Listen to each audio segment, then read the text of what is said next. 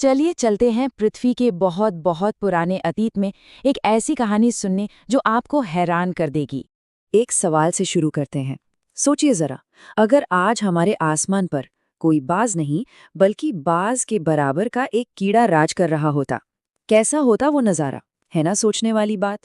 अब इस पुराने विशाल कीड़े का अंदाजा लगाने के लिए चलिए इसकी तुलना आज के ड्रैगन फ्लाई से करते हैं।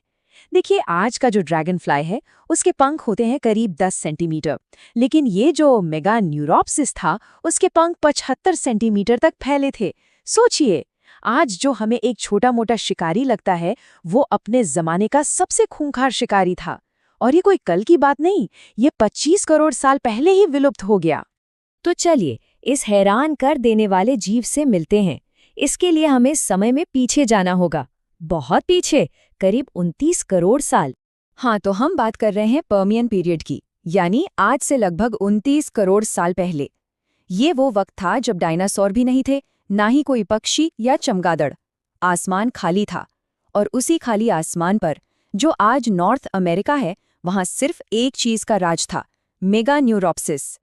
और ये कोई ऐसा वैसा कीड़ा नहीं था। जरा इसकी बनावट देखिए, इसके पंख 7.5 सेंटीमीटर चौड़े थे, मतलब एक बड़ी डनर प्लेट के जितने। शरीर की लंबाई लगभग आधा मीटर। शिकार को दूर से देखने के लिए बड़ी बड़ी आंखें, उसे झपटने के लिए कांटेदार पैर, और फिर शिकार को चीरने फाड़ने के लिए दांतों वाले जबड़े। सही मायनों में कहें तो ये अपने जमाने की एक परफेक्ट किलिंग मशीन थी। इसका शिकार कौन बनता था?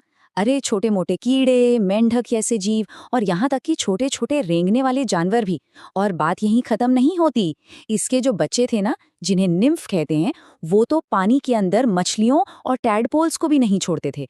मतलब ये सिर्फ जी नहीं रहे थे, ये उस पूरे इकोसिस्टम पर हावी थे, उस पर राज कर रहे थे। लेकिन यहाँ एक बड़ा सवाल उठता है, आखिर कोई कीड़ा इतना इतना बड़ा हो कैसे सकता है? इसका जवाब, इसका राज उस जमाने के माहौल में ही छिपा है।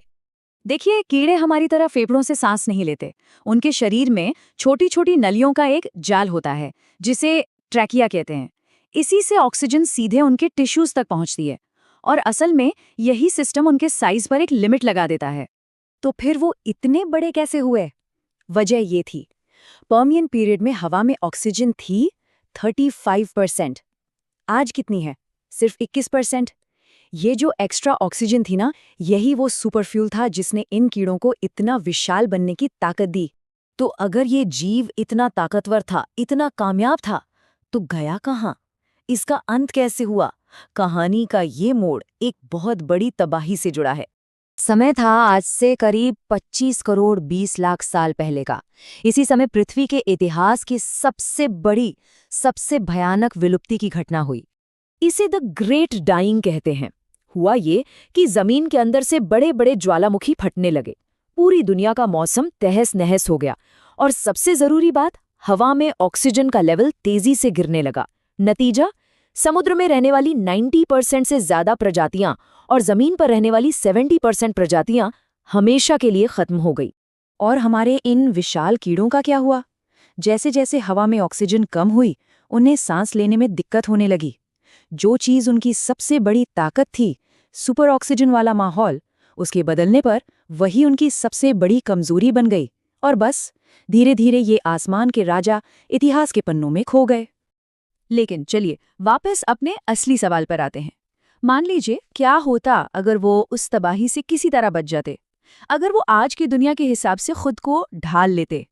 एक बात तो पक्की है, अगर वो आज होते ना, तो हमारे आसमान का नज़ारा कुछ और होता, और शायद पार्कों में पिकनिक मनाना भी इतना आसान नहीं होता। जरा आंखें बंद करके सोचिए, एक कीड़ा जिसके पंख एक इंसान के फैले हुए हाथों जितने चौड़े हैं, वो आपके सिर के ऊपर से गुजर रहा है। उसके पंखों से एक भारी भिनभिनाने जैसी आवाज आ रही है, और वो नीचे जमीन पर अपने अगले शिकार को ढूंढ रहा है। आज की दुनिया में उसके लिए कुछ मौके होते तो कुछ बड़ी चुनौतियां भी। वो शायद मेंढक, मछली और छोटे मोटे पक्षियों का शिकार करता, लेकिन उसे मुश्किलों का सामना भी करना पड़ता। सबसे पहले तो आज की हवा में ऑक्सीजन कम है, तो इतना बड़ा शरीर मेंटेन करना मुश्किल होता, और फिर उसे चमगादड़ जैसे नए शिकारियों से भी मुकाबला करना पड़ता, जो तब थे ही नहीं। तो आखिर में ये पूरी कहानी हमें सिखाती क्या है? इसका सार क्या है? यहाँ एक मजेदार बात और है। ये दिखने में भले ही ड्रैगनफ्लाई जैसा था, पर टेक्निकली ये सच्चा ड्रैगनफ्लाई नहीं था। ये कीड़ों के एक अलग ही विलुप्त हो चुके ग्रुप का हिस्सा था, जिसे ग्रिफिन फ्लाइज कहते थे। और यही बात हमें इस कहानी के सबसे बड़े सबक पर लाती है कि कोई भी जीव कितना भी ताकतवर क्यों न हो, वो अपने माहौल से जुड़ा होता है। माहौल बदला और अगर आप नहीं बदले तो बड़े से बड़े बादशाह भी इतिहास का हिस्सा बन जाते हैं।